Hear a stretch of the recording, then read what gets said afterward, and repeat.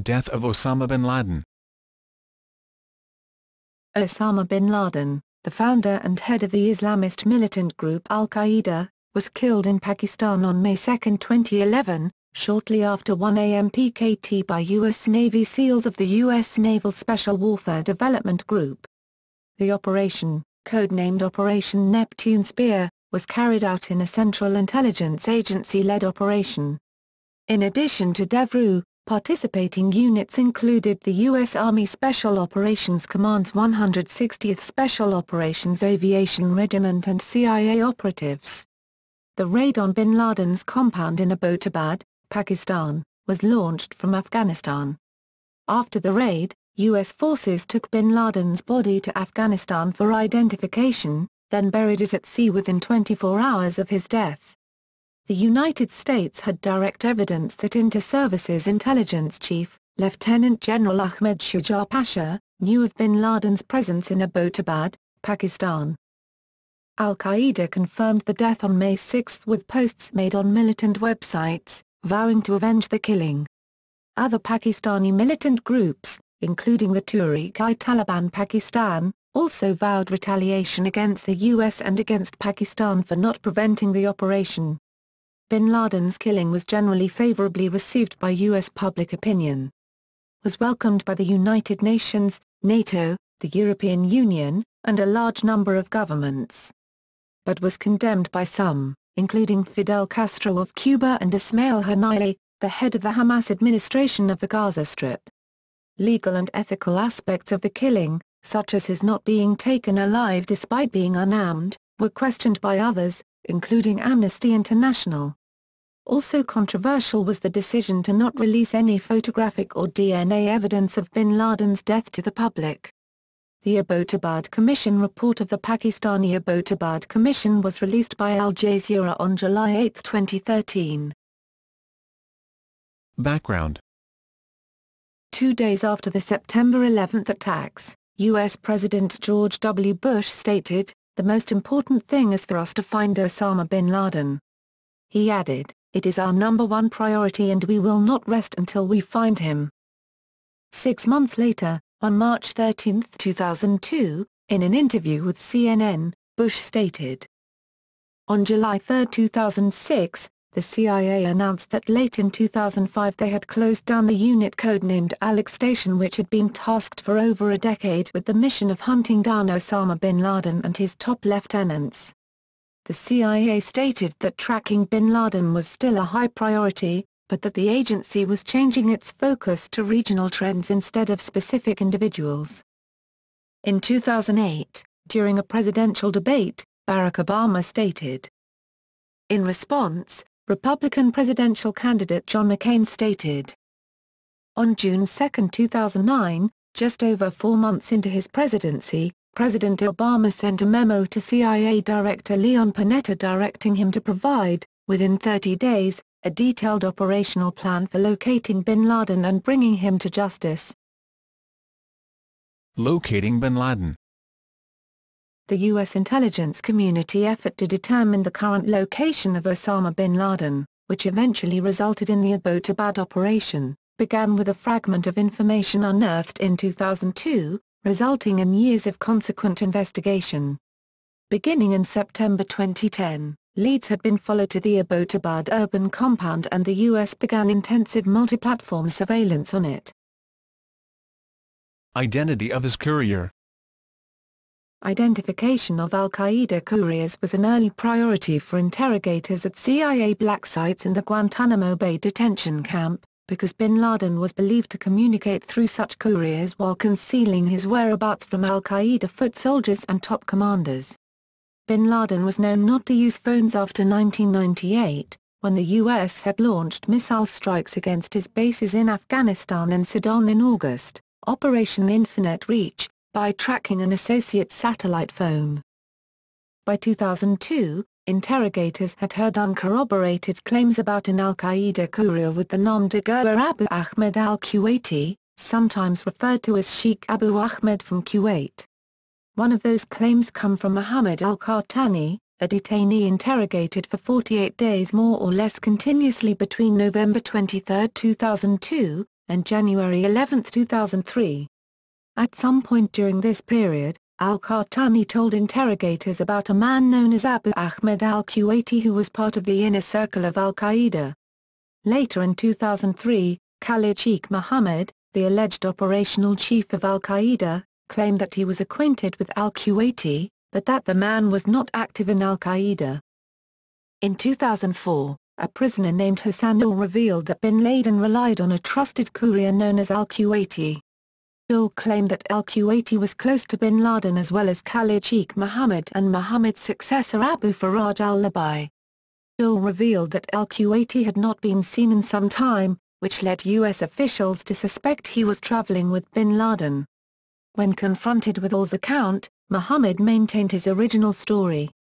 Abu Faraj al-Labi was captured in 2005 and transferred to Guantanamo in September 2006.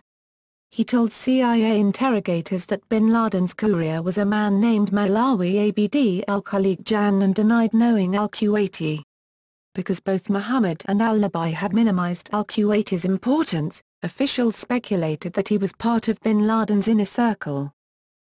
In 2007, officials learned al-Kuwaiti's real name, though they said they would disclose neither the name nor how they learned it.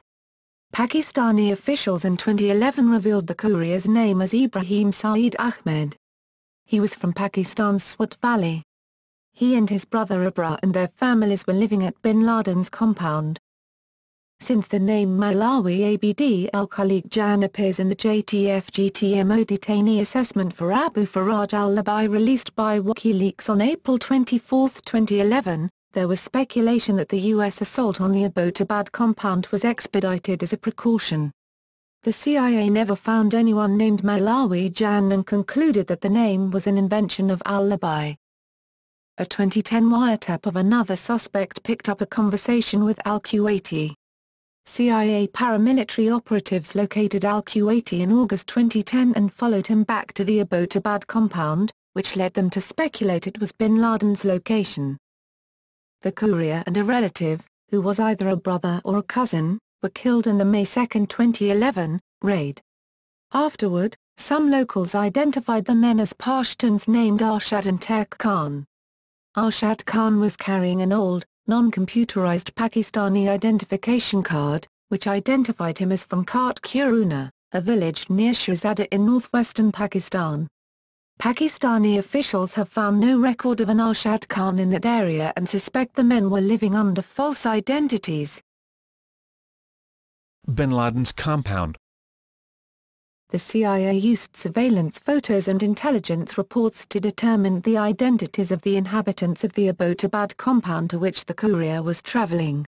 In September 2010, the CIA concluded that the compound was custom-built to hide someone of significance, very likely bin Laden.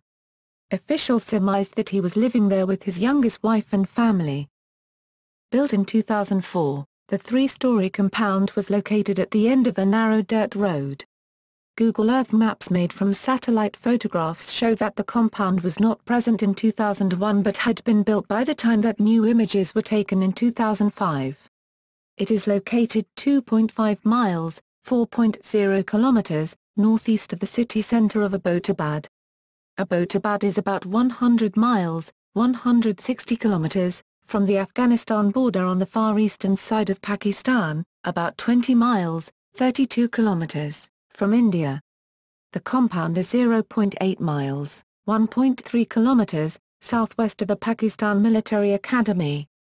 Located on a plot of land 8 times larger than those of nearby houses, the compound was surrounded by a 12 to 18-foot, 3.7-5.5 m, concrete wall topped with barbed wire. It had 2 security gates, and the third-floor balcony had a 7-foot-high, 2.1 m, privacy wall, tall enough to hide the 6 feet 4 in, 193 centimeters, bin Laden.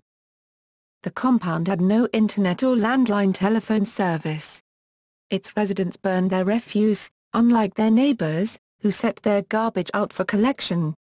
Local residents called the building the Waziristan Haveli, because they believed the owner was from Waziristan.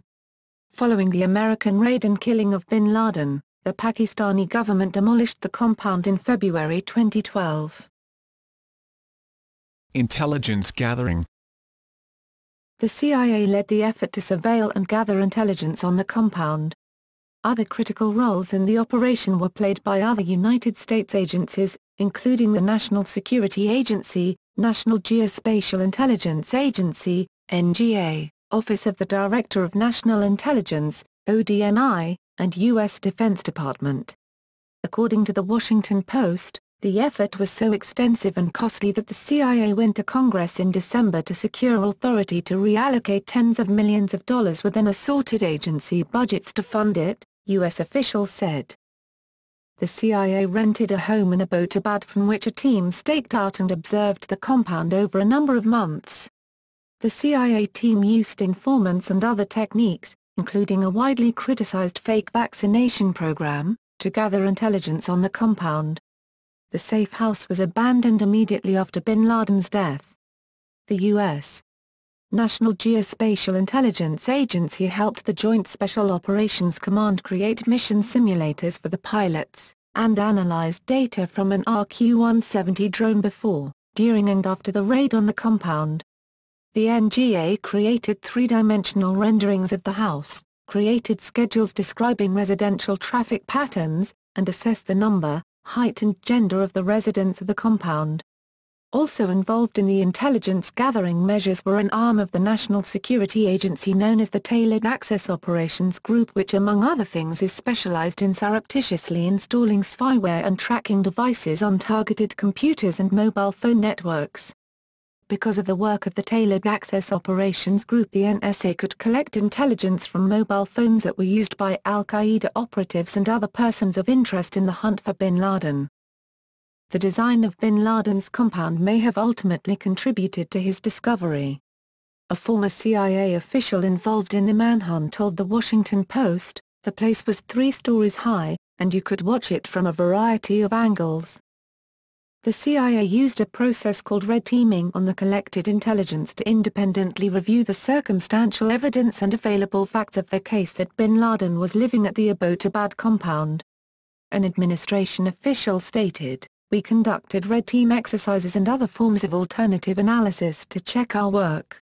No other candidate fit the bill as well as bin Laden did. This duplicate analysis was necessary because..." Operation Neptune Spear. The official mission code name was Operation Neptune Spear. Neptune Spear is the trident, which appears on the U.S. Navy's Special Warfare insignia, with the 3 prongs of the trident representing the operational capacity of SEALs on sea, air and land. Objective.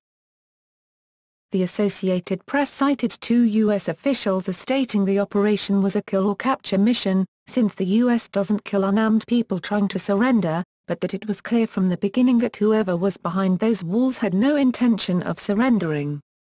White House counterterrorism advisor John O'Brien said after the raid, "If we had the opportunity to take bin Laden alive, if he didn't present any threat, the individuals involved were able and prepared to do that." CIA Director Leon Panetta said on PBS NewsHour, "The authority here was to kill bin Laden. Obviously under the rules of engagement, if he in fact had thrown up his hands, surrendered and didn't appear to be representing any kind of threat, then they were to capture him.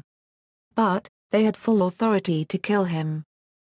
A U.S. national security official, who was not named, told Reuters that this was a kill operation, making clear there was no desire to try to capture bin Laden alive in Pakistan. Another source referencing a kill, rather than capture, order states, officials described the reaction of the special operators when they were told a number of weeks ago that they had been chosen to train for the mission. They were told, "We think we found Osama bin Laden, and your job is to kill him," an official recalled. The SEALs started to cheer. Planning and final decision. The CIA briefed Vice Admiral William H. McRaven, the commander of the Joint Special Operations Command, JSOC, about the compound in January 2011. McRaven said a commando raid would be fairly straightforward, but he was concerned about the Pakistani response. He assigned a captain from the U.S. Naval Special Warfare Development Group, DEVGRU, to work with the CIA team at their campus in Langley, Virginia. The captain, named Brian, set up an office in the printing plant in the CIA's Langley compound and, with 6 other JSOC officers, began to plan the raid. In addition to a helicopter raid, planners considered attacking the compound with B-2 Spirit stealth bombers. They considered a joint operation with Pakistani forces. Obama, however, decided that the Pakistani government and military could not be trusted to maintain operational security for the operation against bin Laden. There was a real lack of confidence that the Pakistanis could keep this secret for more than a nanosecond, a senior advisor to the president told The New Yorker. Obama met with the National Security Council on March 14 to review the options. The president was concerned that the mission would be exposed and wanted to proceed quickly. For that reason he ruled out involving the Pakistanis. Defense Secretary Robert Gates and other military officials expressed doubts as to whether bin Laden was in the compound, and whether a commando raid was worth the risk. At the end of the meeting, the president seemed to be leaning toward a bombing mission. 2 U.S. Air Force officers were tasked with exploring that option further. The CIA was unable to rule out the existence of an underground bunker below the compound.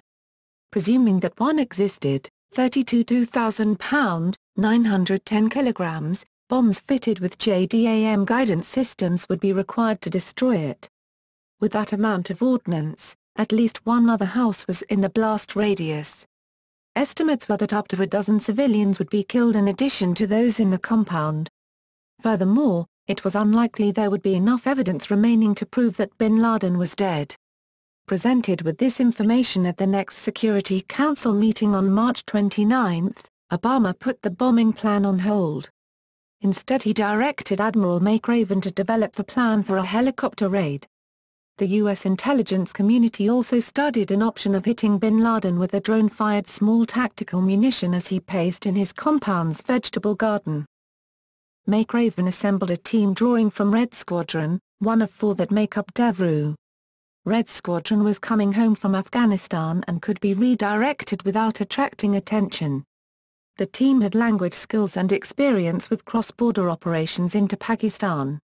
Without being told the exact nature of their mission, the team performed rehearsals of the raid in 2 locations in the U.S., around April 10 at Harvey Point Defense Testing Activity Facility in North Carolina where a 1-1 version of bin Laden's compound was built, and April 18 in Nevada.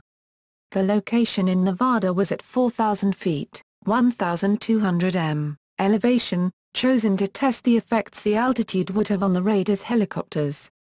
The Nevada mock-up used chain-link fences to simulate the compound walls, which left the U.S. participants unaware of the potential effects of the high compound walls on the helicopter's lift capabilities. Planners believed the SEALs could get to Abbottabad and back without being challenged by the Pakistani military. The helicopters to be used in the raid had been designed to be quiet and to have low radar visibility. Since the U.S. had helped equip and train the Pakistanis, their defensive capabilities were known. The U.S. had supplied F-16 Fighting Falcons to Pakistan on the condition they were kept at a Pakistani military base under 24-hour U.S. surveillance. The U.S. would know immediately if the Pakistanis scrambled their jets. If bin Laden surrendered, he would be held near Bagram Air Base. If the SEALs were discovered by the Pakistanis in the middle of the raid, Joint Chiefs Chairman Admiral Mike Mullen would call Pakistan's Army Chief General Ashfaq Parvez Kayani and try to negotiate their release. When the National Security Council, NSC, met again on April 19, Obama gave provisional approval for the helicopter raid. But as he worried that the plan for dealing with the Pakistanis was too uncertain, Obama asked Admiral McRaven to equip the team to fight its way out if necessary. McRaven and the SEALs left for Afghanistan to practice at a 1-acre, full-scale replica of the compound built on a restricted area of Bagram known as Camp Alpha. The team departed the U.S. from Naval Air Station Oshana on April 26 in a C-17 aircraft, refueled on the ground at Ramstein Air Base in Germany, landed at Bagram Air Base, then moved to Jalalabad on April 27. On April 28, Admiral Mullen explained the final plan to the NSC. To bolster the fight-your-way-out scenario, Chinook helicopters with additional troops would be positioned nearby. Most of the advisors in the meeting supported going forward with the raid. Only Vice President Biden completely opposed it. Gates advocated using the drone missile option, but changed his support the next day to the helicopter raid plan. Obama said he wanted to speak directly to Admiral McRaven before he gave the order to proceed. The president asked if McRaven had learned anything since arriving in Afghanistan that caused him to lose confidence in the mission. McRaven told him the team was ready and that the next few nights would have little moonlight over Abbottabad, good conditions for a raid. On April 29 at 8:20 a.m. EDT, Obama conferred with his advisers and gave the final go-ahead. The raid would take place the following day. That evening the president was informed that the operation would be delayed one day due to cloudy weather. On April 30, Obama called McRaven one more time to wish the SEALs well and to thank them for their service. That evening, the president attended the annual White House Correspondents' Association dinner, which was hosted by comedian and television actor Seth Meyers. At one point, Meyers joked. Obama's reaction was to smile and laugh heartily, despite his knowledge of the operation to come. On May 1 at 1:22 p.m., Panetta, acting on the president's orders, directed McRaven to move forward with the operation. Shortly after 3 p.m., the president joined national security officials in the Situation Room to monitor the raid. They watched night vision images taken from a Sentinel drone while Panetta, appearing in a corner of the screen from CIA headquarters, narrated what was happening. Video links with Panetta at CIA headquarters and McRaven in Afghanistan were set up in the Situation Room. In an adjoining office was the live drone feed presented on a laptop computer operated by Brigadier General Marshall Webb, Assistant Commander of JSOC. Two other command centers monitored the raid from the Pentagon and the American Embassy in Islamabad. Execution of the operation. Approach and entry. The raid was carried out by approximately 24 heliborne U.S. Navy SEALs from the Red Squadron of the Joint Special Operations Command's U.S. Naval Special Warfare Development Group, DEVGRU. For legal reasons, namely that the U.S. was not at war with Pakistan, the military personnel assigned to the mission were temporarily transferred to the control of the civilian Central Intelligence Agency.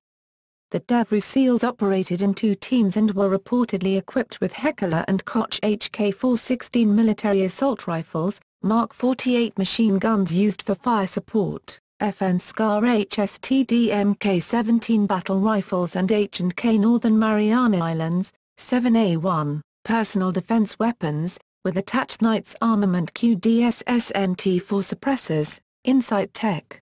NAVS-6 and GPVNG-18, ground panoramic night vision goggles, L3 night vision goggles, body armor and sidearms such as SIG Sauer P226 and Navy Mk25 and H&K Mark 23 Mod 0. According to the New York Times, a total of 79 commandos and a dog were involved in the raid. The military working dog was a Belgian Malinois named Cairo. According to one report, the dog was tasked with tracking anyone who tried to escape and to alert SEALs to any approaching Pakistani security forces. The dog was to be used to help deter any Pakistani ground response to the raid and to help look for any hidden rooms or hidden doors in the compound. Additional personnel on the mission included a language interpreter, the dog handler, helicopter pilots, tactical signals, intelligence collectors, and navigators using highly classified hyperspectral images. The SEALs flew into Pakistan from a staging base in the city of Jalalabad in eastern Afghanistan after originating at Bagram Air Base in northeastern Afghanistan. The 160th Special Operations Aviation Regiment, SAW, a U.S. Army Special Operations Command unit known as the Night Stalkers, provided the two modified Black Hawk helicopters that were used for the raid itself, as well as the much larger Chinook heavy-lift helicopters that were employed as backups. The Black Hawks appear to have been never before publicly seen stealth versions of the helicopter that fly more quietly while being harder to detect on radar than conventional models. Due to the weight of the extra stealth equipment on the Black Hawks, cargo was calculated to the ounce, with the weather factored in. The Chinooks kept on standby were on the ground in a deserted area roughly two-thirds of the way from Jalalabad to Abbottabad, with 2 additional SEAL teams consisting of approximately 24 DEVGRU operators for a Quick Reaction Force, QRF. The Chinooks were equipped with 7.62mm GAU-17 per miniguns and GAU-21 per byte 50 caliber machine guns and extra fuel for the Black Hawks. Their mission was to interdict any Pakistani military attempts to interfere with the raid. Other Chinooks, holding 25 more SEALs from DEVGRU, were stationed just across the border in Afghanistan in case reinforcements were needed during the raid. The 160th SAW helicopters were supported by multiple other aircraft, including fixed-wing fighter jets and drones. According to CNN, the Air Force had a full team of combat search and rescue helicopters available. The raid was scheduled for a time with little moonlight so the helicopters could enter Pakistan low to the ground and undetected. The helicopters used hilly terrain and nap-of-the-earth techniques to reach the compound without appearing on radar and alerting the Pakistani military. The flight from Jalalabad to Abbottabad took about 90 minutes. According to the mission plan, the first helicopter would hover over the compound's yard while its full team of SEALs fast-roped to the ground. At the same time, the second helicopter would fly to the northeast corner of the compound and deploy the interpreter, the dog and handler, and 4 SEALs to secure the perimeter. The team in the courtyard was to enter the house from the ground floor. As they hovered above the target, however, the first helicopter experienced a hazardous airflow condition known as a vortex ring state.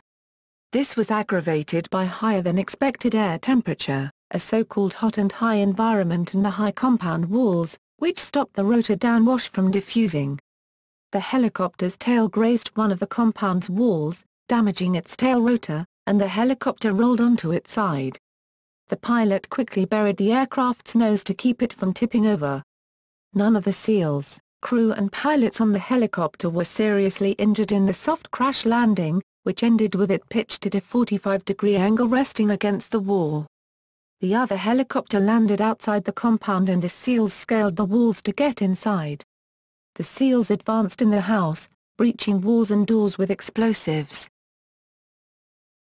Bin Laden killed. The SEALs encountered the residents in the compound's guest house, in the main building on the first floor where 2 adult males lived, and on the second and third floors where bin Laden lived with his family. The second and third floors were the last section of the compound to be cleared. There were reportedly small knots of children on every level, including the balcony of bin Laden's room. Osama bin Laden was killed in the raid, as were 3 other men and a woman, bin Laden's adult son Khalid, bin Laden's courier, Abu Ahmed al-Kuwaiti, al-Kuwaiti's brother Abra, and Abra's wife Bushra. Al-Kuwaiti opened fire on the first team of SEALs with an AK-47 from behind the guest house door, and a firefight took place between him and the SEALs, in which al-Kuwaiti was killed. His wife Mariam was allegedly shot and wounded in the right shoulder. The courier's male relative Abra was shot and killed by the SEAL's second team on the first floor of the main house. A woman near him, later identified as Abra's wife Bushra, was also shot and killed. Bin Laden's young adult son rushed towards the SEALs on the staircase of the main house, and was shot and killed by the second team. An unnamed U.S. senior defense official stated that only one of the 5 people killed was armed. The interior of the house was pitch dark, because CIA operatives had cut the power to the neighborhood. The SEALs encountered bin Laden on the 3rd floor of the main building. Bin Laden was wearing the local loose-fitting tunic and pants known as a kurta pajama, which were later found to have EU-502 phone numbers sewn into the fabric. Bin Laden peered over the 3rd floor ledge at the Americans advancing up the stairs, and then retreated into his room as a SEAL fired a shot at him. The SEALs quickly followed him into his room. Inside the bedroom, bin Laden lay on the floor with a head wound as 2 of bin Laden's wives stood in front of him, shielding him. One of them, Ahmed Abdul Fattah, screamed at the SEALs in Arabic and motioned as if she were about to charge. One of the SEALs shot her in the leg, then grabbed both women and shoved them aside. a second SEAL entered the room and 2 SEALs shot bin Laden in the chest with HK-416, allegedly using 5.56mm NATO 77 grain OTM, open-tip match, rounds made by Black Hills Ammunition. The SEAL team leader radioed, "For God and country, Geronimo, Geronimo, Geronimo," and then, after being prompted by McRaven for confirmation, "Geronimo EKIA, enemy killed in action."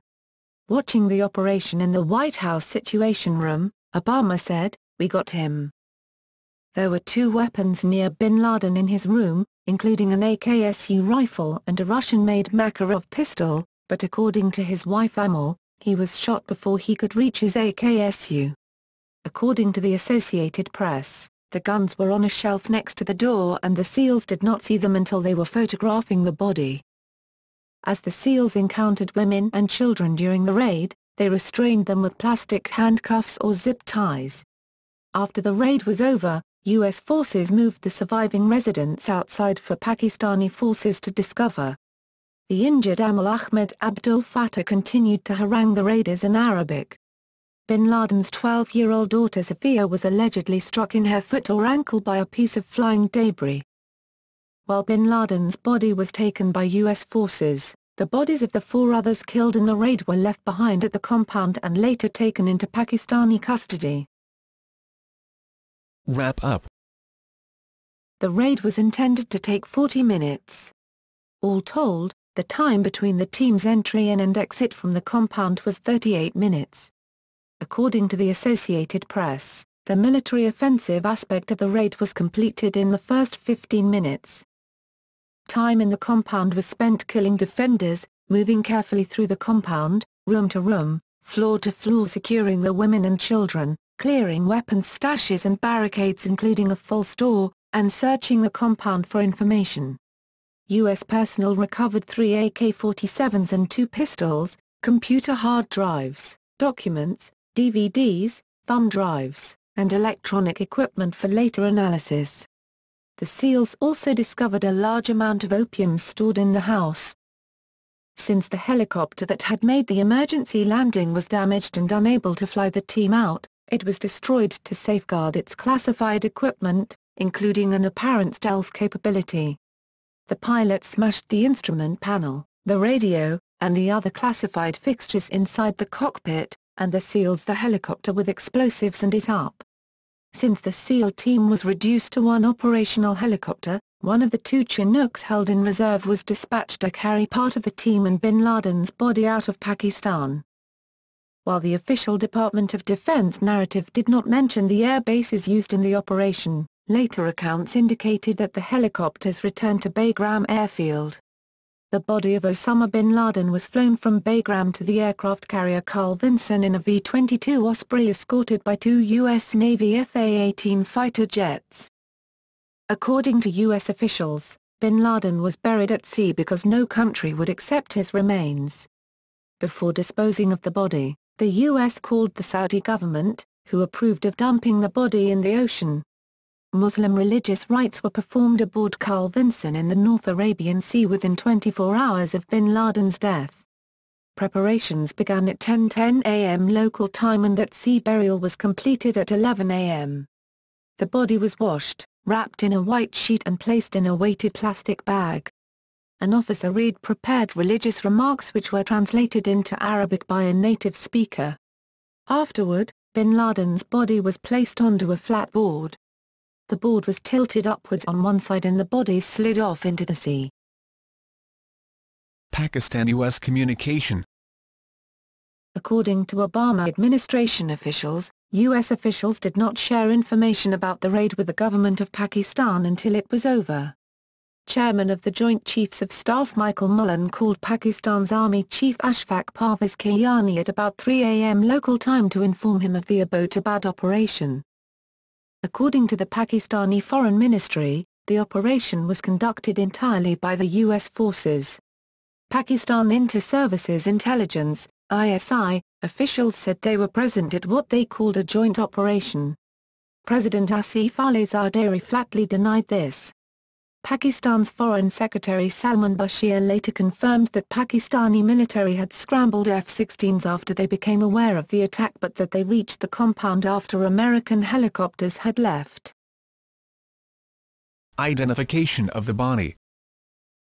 U.S. forces used multiple methods to positively identify the body of Osama bin Laden. Measurement of the body: both the corpse and bin Laden were 6 feet 4 in, 193 centimeters.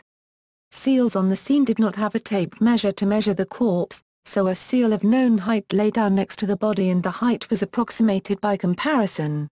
This later caused Obama to quip, "We donated a $60 million helicopter to this operation. Could we not afford to buy a tape measure?" Facial recognition software, a photograph transmitted by the SEALs to CIA headquarters in Langley, Virginia, for facial recognition analysis yielded a 90 to 95% likely match. In-person identification: 1 or 2 women from the compound, including one of bin Laden's wives, identified bin Laden's body. A wife of bin Laden called him by name during the raid, inadvertently assisting in his identification by U.S. armed forces on the ground. DNA testing: the Associated Press and the New York Times reported that bin Laden's body could be identified by DNA testing using tissue and blood samples taken from his sister who had died of brain cancer. ABC News stated, 2 samples were taken from bin Laden, one of these DNA samples was analyzed, and information was sent electronically back to Washington, D.C., from Bagram. Someone else from Afghanistan is physically bringing back a sample. A military medic took bone marrow and swabs, probably buccal swabs, from the body to use for the DNA testing. According to a senior U.S. Defense Department official, inference, per the same defense official, from the initial review of the materials removed from the Abbottabad compound, the department assessed that much of this information, including personal correspondence between Osama bin Laden and others, as well as some of the video footage, would only have been in his possession. Local accounts. Beginning at 12:58 a.m. local time, Abbottabad resident Sahib Athar sent a series of tweets, via Twitter, describing the noise of helicopters hovering overhead, a rare occurrence, and several window-rattling blasts. By 1:44 a.m., all was quiet until a plane flew over the city at 3:39 a.m. Neighbors took to their roofs and watched as American Special Forces stormed the compound. One neighbor said, "I saw soldiers emerging from the helicopters and advancing towards the house. Some of them instructed us in chaste Pashto to turn off the lights and stay inside." Another man said he heard shooting and screams, then an explosion as a grounded helicopter was destroyed. The blast broke his bedroom window and left charred debris over a nearby field. A local security officer said he entered the compound shortly after the Americans left, before it was sealed off by the army. There were 4 dead bodies, 3 male and 1 female, and 1 female was injured, he said. There was a lot of blood on the floor and one could easily see the marks like a dead body had been dragged out of the compound. Numerous witnesses reported that power, and possibly cell phone service, went out around the time of the raid and apparently included the military academy. Accounts differed as to the exact time of the blackout. One journalist concluded after interviewing several residents that it was a routine rolling blackout. ISI reported after questioning survivors of the raid that there were 17 to 18 people in the compound at the time of the attack and that the Americans took away one person still alive, possibly a bin Laden son. The ISI said that survivors included a wife, a daughter and 8 to 9 other children, not apparently bin Laden's. An unnamed Pakistani security official was quoted as saying one of bin Laden's daughters told Pakistani investigators that bin Laden had been captured alive, then in front of family members was shot dead by American forces and dragged to a helicopter. Compound residents. U.S. officials said there were 22 people in the compound. 5 were killed, including Osama bin Laden. Pakistani officials gave conflicting reports suggesting between 12 and 17 survivors. The Sunday Times subsequently published excerpts from a pocket guide, presumably dropped by the SEALs during the raid, containing pictures and descriptions of likely compound residents. The guide listed several adult children of bin Laden and their families who were not ultimately found in the compound. Because of a lack of verifiable information, some of what follows is thinly sourced. 5 adults dead: Osama bin Laden, 54. Khalid, his son by Shyam, identified as Hamza in early accounts, 23. Arshad Khan, a.k.a. Abu Ahmed al-Kuwaiti, the courier, described as the flabby one by the Sunday Times, 33. Abu Ahmed al-Kuwaiti's brother Abra, 30. And Bushra, Abra's wife, age unknown. 4 surviving women: Karia, bin Laden's third, Saudi wife aka Hamza, 62. Shyam, bin Laden's fourth, Saudi wife aka Khalid, 54. Amal, bin Laden's fifth, Yemeni wife, aka Amal Ahmed Abdul Fattah, 29, injured. And Mariam, Arshad Khan's Pakistani wife. 5 minor children of Osama and Amal: Sophia, a daughter, 12. A son, 5. Another son, age unknown. And infant twin daughters, 4 bin Laden grandchildren from an unidentified daughter who had been killed in an airstrike in Waziristan. 2 may be the boys, around 10, who spoke to Pakistani investigators. 4 children of Arshad Khan, 2 sons, Abdul Rahman and Khalid, 6 or 7. A daughter, age unknown. And another child, age unknown. Aftermath. Leaks of the news. At around 9:45 p.m. EDT, the White House announced that the president would be addressing the nation later in the evening. At 10:24 p.m., the first public leaks were made simultaneously and separately by Navy Reserve Intel Officer Keith Urban and actor and professional wrestler Dwayne Johnson on Twitter. Anonymous government officials confirmed details to the media, and by 11 p.m. numerous major news sources were reporting that bin Laden was dead. U.S. Presidential Address. At 11:35 p.m., Obama appeared on major television networks. President Obama remembered the victims of the September 11 attacks. He praised the nearly 10-year-old war against al-Qaeda, which he said had disrupted terrorist plots, strengthened homeland defenses, removed the Taliban government, and captured or killed scores of al-Qaeda operatives. Obama said that when he took office he made finding bin Laden the top priority of the war. Bin Laden's death was the most significant blow to al-Qaeda so far, but the war would continue. He reaffirmed that the U.S. was not at war against Islam. He defended his decision to conduct an operation within Pakistan. He said Americans understood the cost of war but would not stand by while their security was threatened. To those families who have lost loved ones to al-Qaeda's terror, he said, justice has been done. This remark bookended President Bush's statement to a joint session of Congress following the September 11 attacks that justice will be done. Reactions. Before the official announcement, large crowds spontaneously gathered outside the White House, Ground Zero, the Pentagon and in New York's Times Square to celebrate. In Dearborn, Michigan, where there is a large Muslim and Arab population, a small crowd gathered outside the City Hall in celebration, many of them being of Middle Eastern descent. From the beginning to the end of Obama's speech, 5,000 tweets per second were sent on microblogging platform Twitter. As news of bin Laden's death filtered through the crowd at a nationally televised Major League Baseball game in Philadelphia between rivals Philadelphia Phillies and the New York Mets, USA. Cheers began.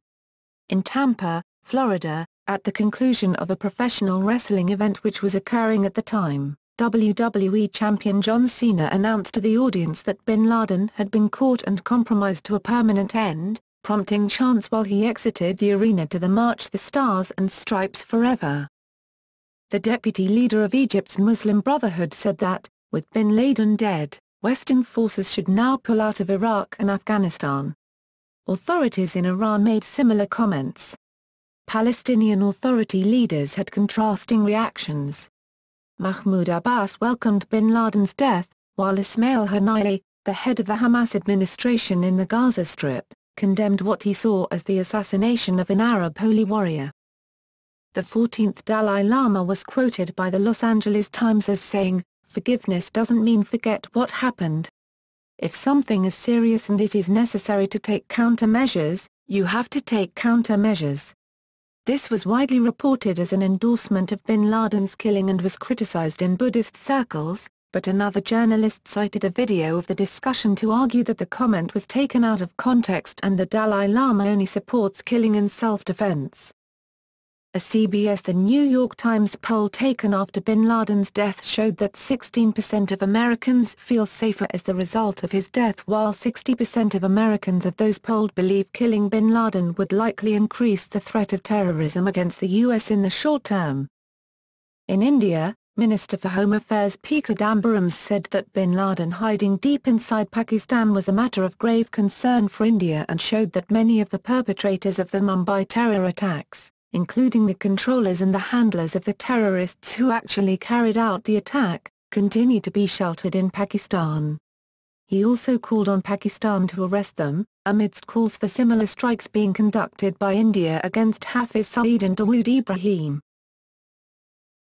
Freedom of Information Act requests and denials. Though the Abbottabad raid has been described in great detail by U.S. officials, no physical evidence constituting proof of death has been offered to the public, neither to journalists nor to independent third parties who have requested this information through the Freedom of Information Act.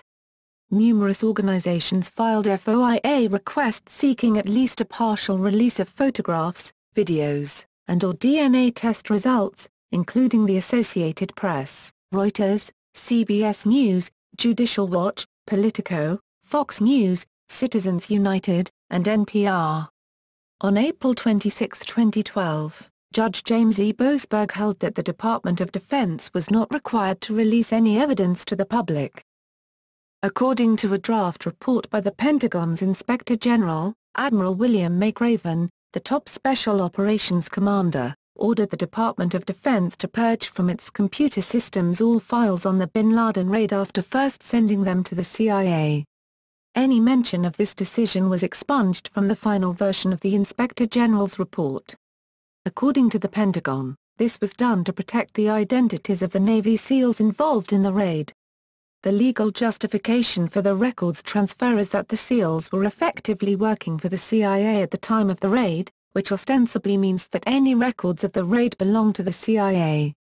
Documents related to the raid were handled in a manner consistent with the fact that the operation was conducted under the direction of the CIA director, CIA agency spokesman Preston Golson said in an emailed statement. Records of a CIA operation such as the bin Laden raid, which were created during the conduct of the operation by persons acting under the authority of the CIA director, are CIA records. Golson said it is absolutely false that records were moved to the CIA to avoid the legal requirements of the Freedom of Information Act. The National Security Archive has criticized this maneuver, saying that the records have now gone into a FOIA black hole.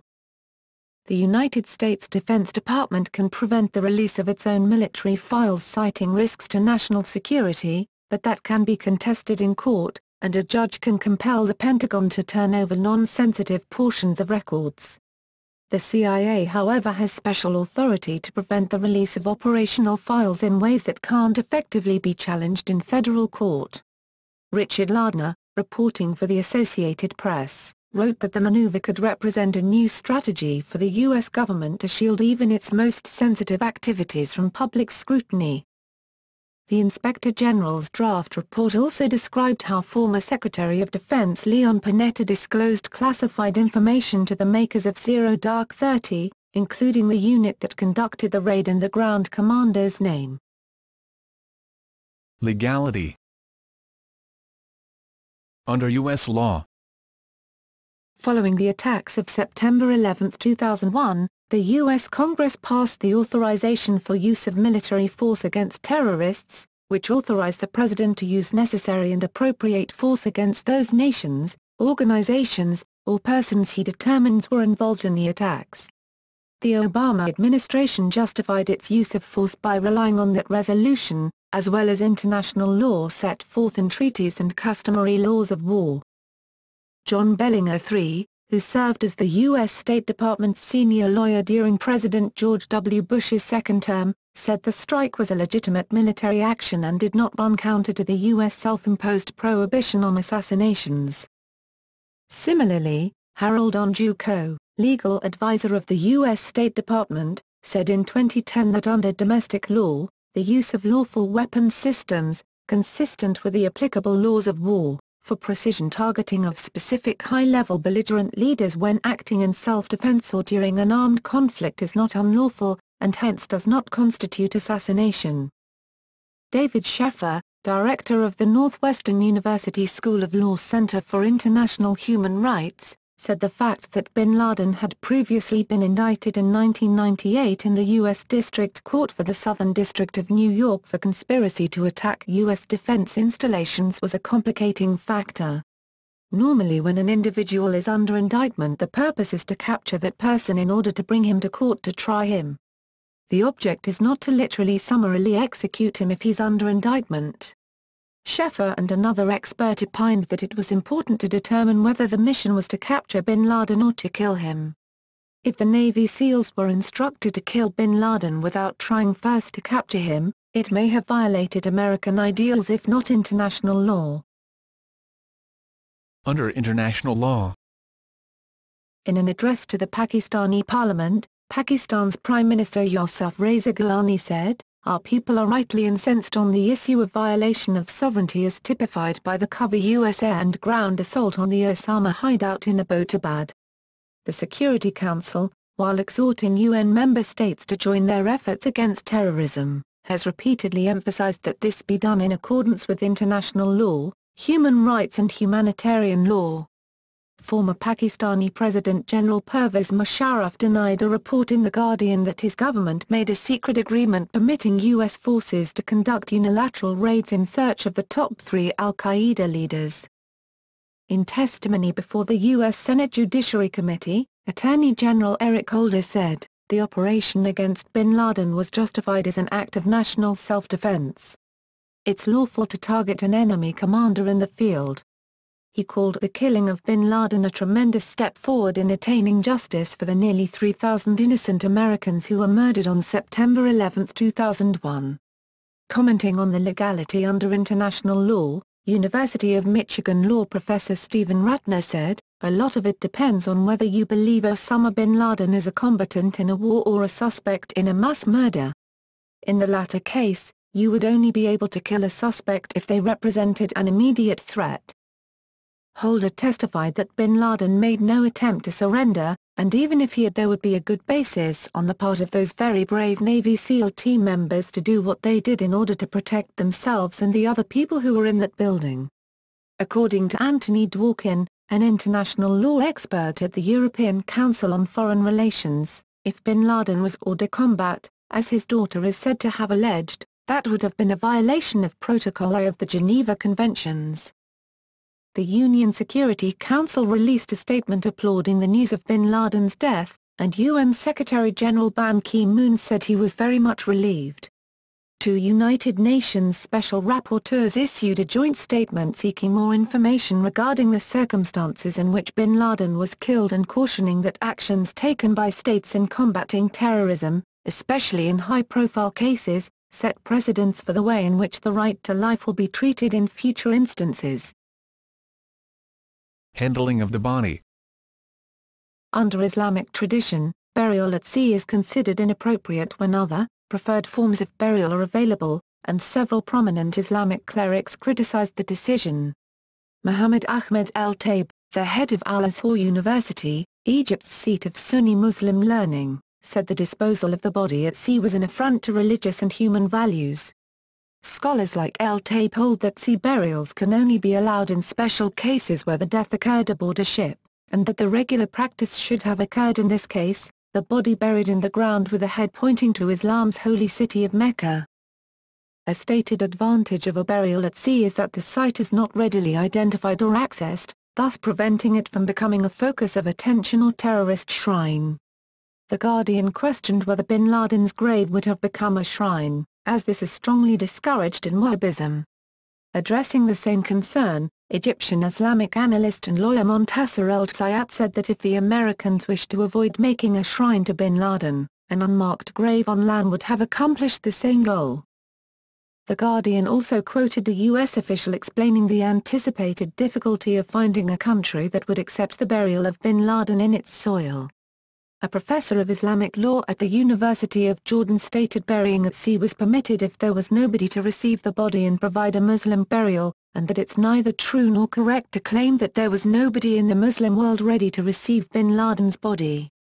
On a similar note, Mohammed al-Qubaisi, Dubai's Grand Mufti, stated, "They can say they buried him at sea, but they cannot say they did it according to Islam. If the family does not want him, it's really simple in Islam. You dig up a grave anywhere, even on a remote island, you say the prayers and that's it." Sea burials are permissible for Muslims in extraordinary circumstances. This is not one of them. Khalid Latif, an imam who serves as a chaplain and the director of the Islamic Center of New York University, argued that the sea burial was respectful.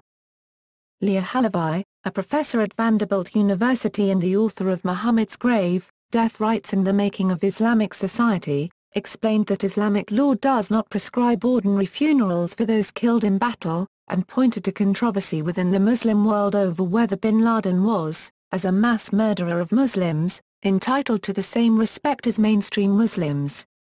At the same time, he suggested that the burial could have been handled with more cultural sensitivity.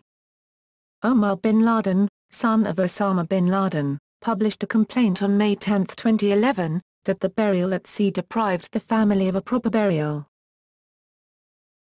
Bin Laden's will. After bin Laden's death, it was reported he had left a will written a short time after the September 11 attacks in which he urged his children not to join al-Qaeda and not to continue the jihad. Release of photographs. CNN cited a senior U.S. official as saying 3 sets of photographs of bin Laden's body exist, photos taken at a hangar in Afghanistan, described as the most recognizable and gruesome. Photos taken from the burial at sea on the USS Carl Vinson before a shroud was placed around his body. And photos from the raid itself, which include shots of the interior of the compound as well as 3 of the others who died in the raid. A source told ABC News that the photos taken by the military servicemen in the scene depict the physical damage done by a high-caliber bullet. CBS Evening News reported that the photo shows that the bullet which hit above bin Laden's left eye blew out his left eyeball and blew away a large portion of his frontal skull, exposing his brain. CNN stated that the pictures from the Afghanistan hangar depict a massive open head wound across both eyes. It's very bloody and gory. U.S. Senator Jim Inhofe, who viewed the photos, stated that the photos taken of the body on the Carl Vinson, which showed bin Laden's face after much of the blood and material had been washed away, should be released to the public. A debate on whether the military photos should or should not be released to the public has taken place. Those supporting the release argued that the photos should be considered public records, that the photos are necessary to complete the journalistic record, and that the photos would prove bin Laden's death and therefore prevent conspiracy theories that bin Laden is still alive. Those in opposition to a release of the photos expressed concern that the photos would inflame anti-American sentiment in the Middle East. Obama ultimately decided not to release the photos. In an interview that aired on May 4 on 60 Minutes, Obama stated that we don't trot out this stuff as trophies. We don't need to spike the football, and that he was concerned with ensuring that very graphic photos of somebody who was shot in the head are not floating around as an incitement to additional violence, or as a propaganda tool. That's not who we are. Among Republican members of Congress, Senator Lindsey Graham criticized the decision and stated that he wanted to see the photos released, while Senator John McCain and Representative Mike Rogers, the chair of the U.S. House Intelligence Committee, supported the decision not to release the photos. On May 11, selected members of the U.S. Congress, the congressional leadership and those who serve in a Committee of Intelligence, Homeland Security, Judiciary, Foreign Relations, and Military, were shown 15 bin Laden photos. In an interview with Elliot Spitzer, U.S. Senator Jim Inhofe said that 3 of the photos were of bin Laden alive for identification reference. 3 other photos were of the sea burial ceremony. The group Judicial Watch announced that they have filed a Freedom of Information Act request to obtain access to the photos. On May 9, the Department of Defense declined to process Judicial Watch's FOI request, prompting a lawsuit. Federal Judge James Boasberg ruled on this lawsuit on April 26, 2012, denying release of the photographs. A FOI request from the Associated Press was also declined. Alternative accounts. SEAL Target Geronimo. A book published in November 2011, SEAL Target Geronimo, by Chuck Ara, a former SEAL, contradicted the account as given by U.S. government sources. According to Ara, neither helicopter crashed at the beginning of the raid. Instead, the SEALs jumped onto the roof from the hovering Razor 1 helicopter and entered a third-floor hallway from the roof terrace. Osama's third wife, Kara, was in the hallway, headed towards the SEALs. She was blinded by a strobe light and pushed to the floor as the SEALs went past her. Osama bin Laden stuck his head out of a bedroom door, saw the SEALs, and slammed the door closed. At the same time, Osama's son Khalid bin Laden ran up the stairs to the third floor and was killed with 2 shots. 2 SEALs broke through the bedroom door. Bin Laden's wife Amal was on the edge of the bed shouting in Arabic at the SEALs, and Osama bin Laden dived across the bed, shoving Amal at the same time, for an AK-74 kept by the headboard. The SEALs fired 4 shots at bin Laden. The first missed, the second grazed Amal in the calf, also missing bin Laden, and the final 2 hit bin Laden in the chest and head, killing him instantly. In Ara's account, the total time elapsed from jumping on the roof to Osama bin Laden's death was between 30 and 90 seconds. Around the same time, snipers in the hovering Razor 2 helicopter shot and killed Abu Ahmed al-Kuwaiti when he came to the door of the guest house firing an AK-47. One SEAL sniper fired 2 shots at al-Kuwaiti and the other fired 2 3-round bursts. 2 of the sniper's bullets went through al-Kuwaiti and killed his wife, who was standing behind him. The Razor 2 team cleared the guest house and then breached their way into the main house with explosives. As the Razor 2 team entered the main house, al-Qaeda courier Arshad Khan pointed his AK-47 gun and was killed with 2 shots. The SEAL team fired a total of 16 shots, killing Osama bin Laden, Khalid bin Laden, Abu Ahmed al-Kuwaiti and al-Kuwaiti's wife, Arshad Khan, and wounding Osama bin Laden's wife Amal al-Sadr. 20 minutes into the operation, Razor 1 took off from the roof of the main house to reposition to a landing spot outside the compound. As Razor 1 was crossing over the courtyard, both Green Unit flight deck control systems went offline.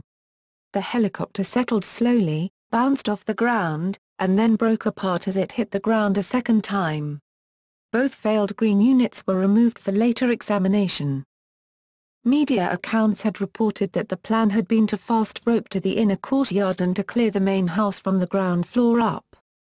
The helicopter crashed in the outer courtyard with the SEAL team still on board. The SEAL team exited and needed to breach 2 walls and then into the house. As a result, Osama bin Laden was killed several minutes into the operation. Ara's account differs in that he wrote that a SEAL team was inserted onto the roof of the main house, that Osama bin Laden was killed seconds into the operation, and that the main house was cleared from the top down. The Pentagon disputed Ara's account of the raid, calling it incorrect. The U.S. Special Operations Command also disputed Ara's account, saying, "It's just not true. It's not how it happened. No easy day." Matt Bissonnette, a SEAL who participated in the raid, wrote an account of the mission in the book No Easy Day, 2012. Which significantly contradicts Ara's account. Bissonnette wrote that the helicopter approach and landing matched the official version. According to Bissonnette, when bin Laden peered out at the Americans advancing on his third-floor room, the SEAL who fired upon him hit him on the right side of the head. Bin Laden stumbled into his bedroom, where the SEALs found him crumpled and twitching on the floor in a pool of body matter, with 2 women crying over his body. The other SEALs allegedly grabbed the women, moved them away, and shot bin Laden repeatedly in the chest until he was dead. According to Bissonnette, the weapons in the room, an AK-47 rifle and a Makarov pistol, were unloaded. Unlike the official account, Bissonnette's version alleges that bin Laden's wife Mariam was uninjured in the raid. In addition, Bissonnette alleges that the report of bin Laden's daughter Sophia having splintered wood striking her foot is false, as he claims it was rather his wife Amal who was injured by such fragments. The author also asserted that one SEAL sat on bin Laden's chest in a cramped helicopter as his body was flown back to Afghanistan. Bissonnette stated that a search of bin Laden's room after his death uncovered a bottle of Just for Men hair dye. In February 2013, Esquire conducted an interview with an anonymous individual called The Shooter, who claimed that bin Laden placed one of his wives between himself and the commandos, pushing her towards them. Shooter then claimed bin Laden stood up and had a gun within reach, and it was only then that he fired 2 shots into bin Laden's forehead, killing him. However, another member of SEAL Team 6 said the story as presented in Esquire was false and complete BS. Conspiracy theories. The reports of bin Laden's death on May 1, 2011, are not universally accepted despite unreleased DNA testing confirming his identity, bin Laden's 12-year-old daughter witnessing his death, and a May 6, 2011, al-Qaeda statement confirming his death. The swift burial of bin Laden's body at sea, the speed of the DNA results, and the decision not to release pictures of the dead body have led to the rise of conspiracy theories that bin Laden had not died in the raid. Some Internet blogs suggested that the U.S. government feigned the raid, and some Internet forums hosted debates over the alleged hoax. Role of Pakistan. Pakistan came under intense international scrutiny after the raid. The Pakistani government denied that it had sheltered bin Laden, and said it had shared information with the CIA and other intelligence agencies about the compound since 2009. The United States had direct evidence that the ISI chief, Lieutenant General Ahmed Shuja Pasha, knew of bin Laden's presence in Abbottabad, Pakistan. After the raid, there was an unconfirmed report that Pakistan allowed Chinese military officials to examine the wreckage of the crashed helicopter. Connections with Abbottabad. Abbottabad attracted refugees from fighting in the tribal areas in Swat Valley, as well as Afghanistan. "People don't really care now to ask who's there," said Gohar Ayub Khan, a former foreign minister and resident of the city. "That's one of the reasons why, possibly, he came in there." The city was home to at least one al-Qaeda leader before bin Laden. Operational Chief Abu Faraj al-Libi reportedly moved his family to Abbottabad in mid-2003. Pakistan Inter-Services Intelligence, ISI, raided the house in December 2003 but did not find him. However, this account was exposed as an outright lie by American officials who said that satellite photos show that in 2004 the site was an empty field. A courier told interrogators that al-Libi used 3 houses in Abbottabad. Pakistani officials say they informed their American counterparts at the time that the city could be a hiding place for al-Qaeda leaders. In 2009 officials began providing the U.S. with intelligence about bin Laden's compound without knowing who lived there. On January 25, 2011, ISI arrested Umar Patek, an Indonesian wanted in connection with the 2002 Bali nightclub bombings, while he was staying with a family in Abbottabad. Tahir Shehzad, a clerk at the post office, was arrested on suspicion of facilitating travel for al-Qaeda militants. Allegations against Pakistan. Numerous allegations were made that the government of Pakistan had shielded bin Laden. Critics cited the proximity of bin Laden's heavily fortified compound to the Pakistan Military Academy, that the U.S. chose to not notify Pakistani authorities before the operation, and the double standards of Pakistan regarding the perpetrators of the 2008 Mumbai attacks. U.S. government files, leaked by WikiLeaks, disclosed that American diplomats had been told that Pakistani security services were tipping off bin Laden every time U.S. forces approached. Pakistan's Inter-Services Intelligence, ISI, also helped smuggle al-Qaeda militants into Afghanistan to fight NATO troops. According to the leaked files, in December 2009, the government of Tajikistan had also told U.S. officials that many in Pakistan were aware of bin Laden's whereabouts. CIA Chief Leon Panetta said the CIA had ruled out involving Pakistan in the operation, because it feared that any effort to work with the Pakistanis could jeopardize the mission. They might alert the targets. Secretary of State Hillary Rodham Clinton stated that cooperation with Pakistan helped lead us to bin Laden in the compound in which he was hiding. Obama echoed her sentiments. John O'Brien, Obama's chief counterterrorism advisor, said that it was inconceivable that bin Laden did not have support from within Pakistan. He said, "People have been referring to this as hiding in plain sight. We are looking at how he was able to hide out there for so long." The Indian Minister for Home Affairs, P. Chidambaram, said that bin Laden hiding deep inside Pakistan was a matter of grave concern for India, and showed that many of the perpetrators of the Mumbai terror attacks, including the controllers and the handlers of the terrorists who actually carried out the attack, continue to be sheltered in Pakistan. He called on Pakistan to arrest them. Pakistani-born British MP Khalid Mahmood stated that he was flabbergasted and shocked after he learned that bin Laden was living in a city with thousands of Pakistani troops, reviving questions about alleged links between al-Qaeda and elements in Pakistan's security forces. On August 7, 2011, Rowland Hillhouse, an American spy novelist and security analyst, posted "The Spy Who Built Me" on her national security blog, suggesting that Pakistan's ISI had sheltered bin Laden in return for a $25 million bounty. However, ISI and government officials have denied her allegations. Former Pakistani Army Chief, General Ziauddin Bhutto said that, according to his knowledge, Osama bin Laden was kept in an intelligence bureau safe house in Abbottabad by the then Director General of the Intelligence Bureau of Pakistan, 2004 to 2008, Brigadier Ijaz Shah. This had occurred with the full knowledge of former Army Chief General Pervez Musharraf and possibly that of current Chief of Army Staff, COAS, General Ashfaq Parvez Kayani. Emails from the private American security firm, Stratfor, published by WikiLeaks on February 27, 2012, indicate that up to 12 officials in Pakistan's ISI knew of Osama bin Laden's Abbottabad safe house.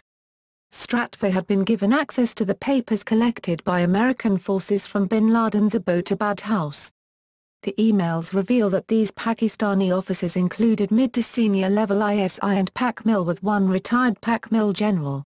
In 2014, British journalist Carlotta Gall revealed that she had been told by an undisclosed ISI source that the ISI ran a special desk assigned to handle bin Laden. The desk was led by an officer who made his own decisions and did not report to a superior. But the top military bosses knew about it, I was told. Pakistani response. According to a Pakistani intelligence official, raw phone tap data had been transferred to the U.S. without being analyzed by Pakistan. While the U.S. was concentrating on this information since September 2010, information regarding bin Laden and the compound's inhabitants had slipped from Pakistan's radar over the months. Bin Laden left an invisible footprint, and he had not been contacting other militant networks. It was noted that much focus had been placed on a courier entering and leaving the compound. The transfer of intelligence to the U.S. was a regular occurrence according to the official, who also stated regarding the raid that "I think they came in undetected and went out the same day, and Pakistan did not believe that U.S. personnel were present in the area before the special operation occurred." According to the Pakistani High Commissioner to the United Kingdom, Wajid Shamsul Hussain, Pakistan had prior knowledge that an operation would happen. Pakistan was in the know of certain things, and what happened, happened with our consent. Americans got to know him, where he was first, and that's why they struck it and struck it precisely. Hussain Haqqani, Pakistani ambassador to the U.S., had said that Pakistan would have pursued bin Laden had the intelligence of his location existed with them, and Pakistan was very glad that our American partners did. They had superior intelligence, superior technology, and we are grateful to them. Another Pakistani official stated that Pakistan assisted only in terms of authorization of the helicopter flights in our airspace, and the operation was conducted by the United States. He also said that in any event, we did not want anything to do with such an operation in case something went wrong.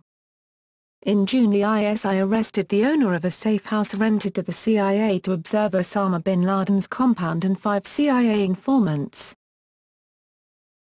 Code name. Several officials who were present in the Situation Room, including the president, told reporters that the code name for bin Laden was Geronimo. They had watched Leon Panetta, speaking from CIA headquarters, while he narrated the action in Abbottabad. Panetta said, "We have a visual on Geronimo," and later, "Geronimo EKIA, enemy killed in action." The words of the commander on the ground were, "For God and country, Geronimo, Geronimo, Geronimo." Officials subsequently explained that each step of the mission was labeled alphabetically in an execution checklist, which is used to ensure all participants in a large operation are kept synchronized with a minimum of radio traffic. Geronimo indicated the raiders had reached Step G, the capture or killing of bin Laden. Osama bin Laden was identified as Jackpot, the general code name for the target of an operation. ABC News reported that otherwise his regular code name was Cake Bread. The New Yorker reported that bin Laden's code name was Crankshaft. Many Native Americans were offended that Geronimo, the renowned 19th-century Apache leader, was irrevocably linked with bin Laden. The chairman of the Fort Sill Apache tribe, the successor to Geronimo's tribe, wrote a letter to Obama asking him to right this wrong. The president of the Navajo Nation requested that the U.S. government change the code name retroactively. Officials from the National Congress of American Indians said the focus should be on honoring the disproportionately high number of Native Americans who serve in the military, and they had been assured that Geronimo was not a code name for bin Laden. The U.S. Senate Committee on Indian Affairs heard testimony on the issue from tribal leaders, while the Defense Department had no comment except to say that no disrespect was intended. Derivation of intelligence. After the death of bin Laden, some officials from the Bush administration, such as former Bush Office of Legal Counsel Attorney John Yoo and former Attorney General Michael Mukasey, wrote op-eds claiming that the enhanced interrogation techniques they authorized, since legally clarified as torture, yielded the intelligence that later led to locating bin Laden's hideout. Mukasey said that the waterboarding of Khalid Sheikh Mohammed caused him to reveal the nickname of bin Laden's courier. U.S. officials and legislators, including Republican John McCain and Democrat Dianne Feinstein, chairwoman of the U.S. Senate Select Committee on Intelligence, countered that those statements were false. They noted that a report by CIA Director Leon Panetta stated that the first mention of the courier's nickname did not come from Mohammed, but rather from another government's interrogation of a suspect whom they said they believe was not tortured. McCain called on Mukasey to retract his claims. Panetta had written a letter to McCain on the issue, saying, "Some of the detainees who provided useful information about the facilitator courier's role had been subjected to enhanced interrogation techniques. Whether those techniques were the only timely and effective way to obtain such information is a matter of debate and cannot be established definitively. Although some information may have been obtained from detainees who were subjected to torture," Panetta wrote to McCain that. In addition, other U.S. officials claimed that shortly after the September 11, 2001, terrorist attacks, detainees in CIA secret prisons told interrogators about the courier's pseudonym al-Kuwaiti, and that when Khalid Sheikh Mohammed was later captured, he only confirmed the courier's pseudonym. After Abu Faraj al-Libi was captured, he provided false or misleading information. He denied that he knew al-Kuwaiti and he made up another name instead. Also, a group of interrogators asserted that the courier's nickname was not divulged during torture, but rather several months later, when were questioned by interrogators who did not use abusive techniques. Intelligence post-mortem. Evidence seized from the compound is said to include 10 cell phones, 5 to 10 computers, 12 hard drives, at least 100 computer disks, including thumb drives and DVDs, handwritten notes, documents, weapons and an assortment of personal items. Intelligence. The analysts also studied call detail records from 2 phone numbers that were found to be sewn into bin Laden's clothing. They helped over the course of several months to apprehend several al-Qaeda members in several countries and to kill several of bin Laden's closest associates by CIA drone attacks in Pakistan. The material gathered at the compound is being stored at the FBI laboratory in Quantico, Virginia, where forensic experts will analyze fingerprints, DNA and other trace evidence left on the material. Copies of the material are being provided to other agencies. Officials want to preserve a chain of custody in case any of the information is needed as evidence in a future trial. A special CIA team has been given the responsibility of combing through the digital material and documents removed from the bin Laden compound. The CIA team is working in collaboration with other U.S. government agencies to triage, catalog and analyze this intelligence. Bin Laden's youngest wife told Pakistani investigators that the family lived in the feudal village of Chak Shah Muhammad Khan, in the nearby district of Haripur, for 2.5 years prior to moving to Abbottabad in late 2005. The material seized from the compound contained al-Qaeda's strategy for Afghanistan after America's withdrawal from the country in 2014, as well as thousands of electronic memos and missives that captured conversations between bin Laden and his deputies around the world. It showed that bin Laden stayed in touch with al-Qaeda's established affiliates and sought new alliances with groups such as Boko Haram from Nigeria. According to the material, he sought to reassert control over factions of loosely affiliated jihadists from Yemen to Somalia, as well as independent actors whom he believed had sullied al-Qaeda's reputation and muddied its central message. Bin Laden was worried at times about his personal security and was annoyed that his organization had not utilized the Arab Spring to improve its image.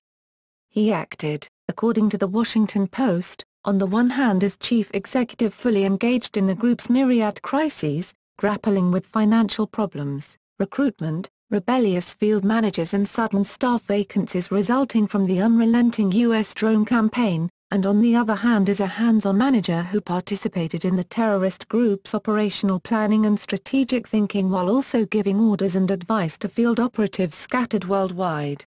The material also described Osama bin Laden's relation with Ayman al-Zawahiri and Atiyah Abd al-Rahman. 17 documents seized during the Abbottabad raid, consisting of electronic letters or draft letters dating from September 2006 to April 2011, were released by the Combating Terrorism Center at West Point 1 year and 1 day after bin Laden's death and made available at the Washington Post homepage. The documents cover the areas of news media in America, affiliates, targets, America, security, and the Arab Spring. In the documents, bin Laden stated that al-Qaeda's strength is limited and suggested therefore that the best way to attack the U.S., which he compared to a tree, is to concentrate on sawing the trunk. Osama bin Laden refused the promotion of Anwar al-Awlaki when this was requested by Nasir al-Ruhaishi, leader of al-Qaeda in the Arabian Peninsula. "We here become reassured of the people when they go to the line and get examined there," bin Laden said. He told al-Qaeda in the Arabian Peninsula to expand operations in the U.S. in the wake of the 2009 Christmas Day bomb plot by writing, "We need to extend and develop our operations in America and not keep it limited to blowing up airplanes." The seized material shed light on al-Qaeda's relationship with Iran, which detained jihadis and their relatives in the wake of the U.S. invasion of Afghanistan, including members of bin Laden's family.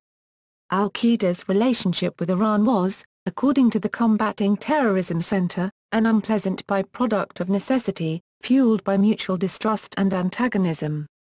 An explicit reference to any institutional support from Pakistan for al-Qaeda wasn't mentioned in the documents. Instead, bin Laden instructed his family members how to avoid detection so that members of Pakistani intelligence couldn't track them to find him. According to the seized material, the former commander of the international forces in Afghanistan, David Petraeus, and U.S. President Barack Obama should be assassinated during any of their visits to Pakistan and Afghanistan, if there was an opportunity to do so. U.S. Vice President Joe Biden should not be a target according to bin Laden, because Biden is totally unprepared for that post, which will lead the U.S. into a crisis. Al-Qaeda leader bin Laden was also against one-person suicide attacks and was of the opinion that instead at least 2 persons should be sent to undertake these attacks.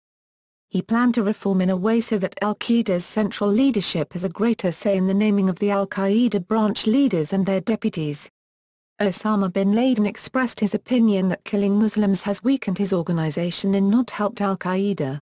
He wrote that the killing of Muslims has cost the Mujahideen no small amount of sympathy among Muslims.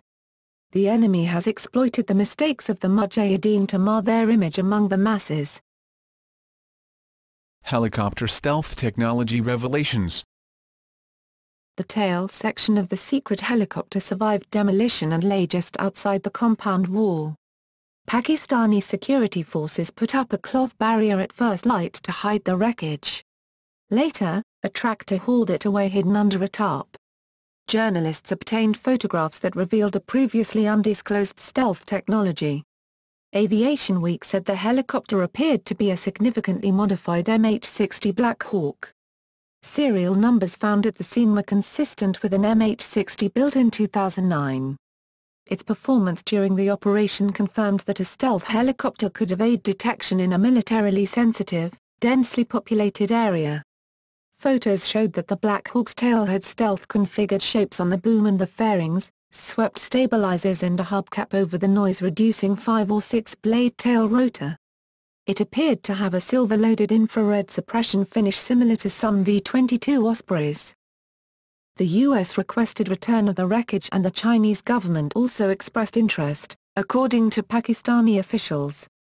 Pakistan had custody of the wreckage for over 2 weeks before its return was secured by U.S. Senator John Kerry. Experts disagreed as to how much information could have been gleaned from the tail fragment. Stealth technology was already operational on several fixed-wing aircraft and the cancelled RAH-66 Comanche helicopter. However, the modified Black Hawk was the first confirmed operational stealth helicopter. Likely, the most valuable information could come from radar-absorbing paint used on the tail section. Local children were seen picking up pieces of the wreckage and selling them as souvenirs. In August 2011, Fox News reported that Pakistan had allowed the People's Republic of China scientists to examine the helicopter's tail section and were especially interested in its radar-absorbing paint. Pakistan and the PRC denied these claims. Previous attempts to capture or kill bin Laden. February 1994, a team of Libyans attacked bin Laden's home in Sudan. The CIA investigated and reported that they had been hired by Saudi Arabia, but Saudi Arabia accused them of lying to make bin Laden more amenable to Sudanese interests. August 20, 1998, in Operation Infinite Reach, the U.S. Navy launched 66 cruise missiles at a suspected al-Qaeda training camp outside Khost, Afghanistan, where bin Laden was expected to be. Reports said that 30 people may have been killed. 2000, foreign operatives working on behalf of the CIA fired a rocket-propelled grenade at a convoy of vehicles in which bin Laden was traveling through the mountains of Afghanistan, hitting one of the vehicles but not the one in which bin Laden was riding. December 2001, during the opening stages of the war in Afghanistan launched following the September 11 attacks, the U.S. and its allies believed that bin Laden was hiding in the rugged mountains at Tora Bora. Despite overrunning the Taliban and al-Qaeda positions, they failed to capture or kill